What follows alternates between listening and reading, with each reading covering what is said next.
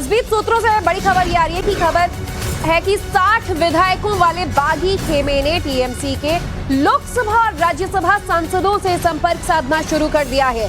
बागी खेमे का दावा है कि विधानसभा में विधायक दल का कंट्रोल ममता बनर्जी के हाथ से तो निकल चुका है और अब संसदीय दल में भी सेंध लगाने की कोशिश जारी है। ऐसे में अगर संसदीय दल से भी समर्थन मिला तो बागी गुट चुनाव आयोग के सामने पार्टी के नाम और चुनाव चिन्ह पर दावा पेश कर सकता है। इस बीच ऋतुव्रत बनर्जी ने कहा है कि वो ममता बनर्जी को चीफ एडवाइजर के तौर पर देखना चाहते हैं। मतलब साफ है कि ममता बनर्जी हाशिए पर हैं और अगर वो सलाहकार बनकर पार्टी में रहना चाहती हैं तो रहे, लेकिन पार्टी पर कंट्रोल का सपना भूल जाएं क्योंकि कंट्रोल अब बाकी नेता अपने हाथ में ले चुके हैं।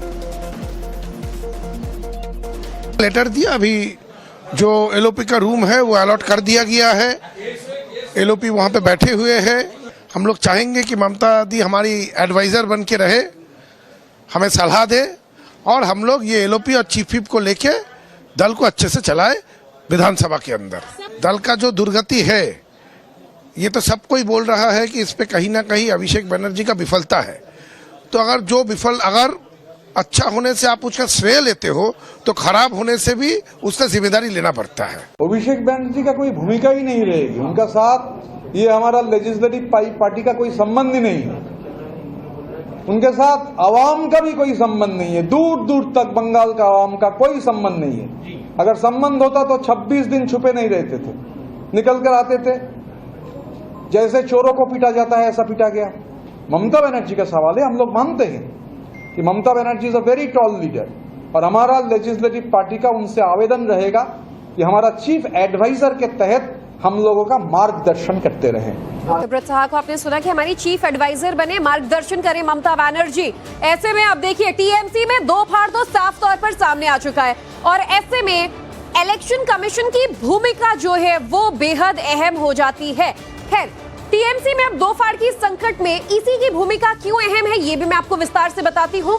दरअसल 10वीं अनुसूची में दल बदल कानून जो है वो लागू कर दिया जाता है और 2/3 चुने गए प्रतिनिधियों का अलग होना इस कानून के तहत जरूरी है अपनी पार्टी बनाने के लिए बिना उनके निष्कासित हुए।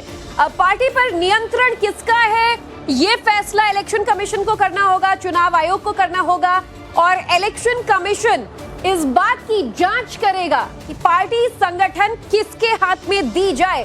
राष्ट्रीय और राज्य कार्यकारिणी की जो भूमिका है वो भी देखी जाएगी।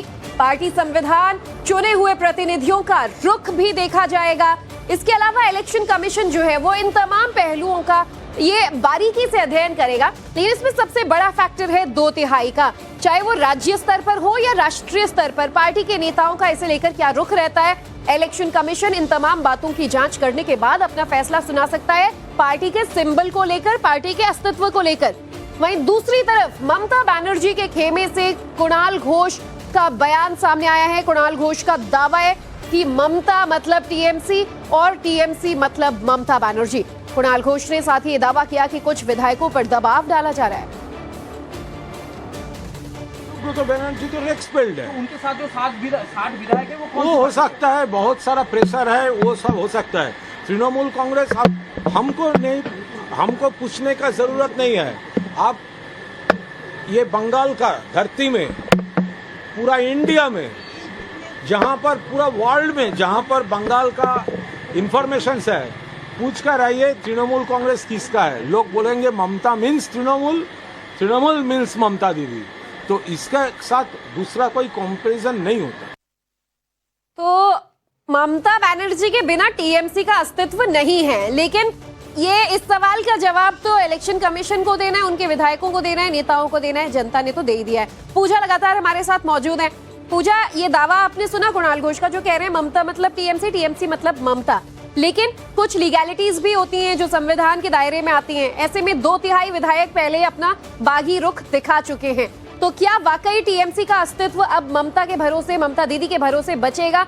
क्या वो पार्टी की एडवाइजर बन पाएंगे या कोई और विकल्प है उनके पास? बिल्कुल, देखिए, ममता लॉयलिस्ट, कुणाल घोष फिलहाल कुछ भी कह रहे हो, लेकिन वास्तव में ममता बनर्जी का कंट्रोल जो है वो असेंबली की जो पार्टी है या फिर जो नया खेमा बना है और जो 60 विधायकों का नया कैंप है उससे तो जा चुका है। यानी कि विधानसभा में जो लेजिस्लेटिव पार्टी बनी है तृणमूल कांग्रेस की, उस पर ममता बनर्जी का फिलहाल कोई कंट्रोल नहीं है, क्योंकि ऋतुव्रत बनर्जी ने ये साफ कह दिया है कि वो लीडर ऑफ ऑपोजिशन बने हैं और साथ ही ममता बनर्जी जो अब तक पार्टी की सुप्रीमो है, उनको वो चाह रहे हैं कि चीफ एडवाइजर के तौर पे रहे और वो सलाह देते रहे इस नए खेमे में।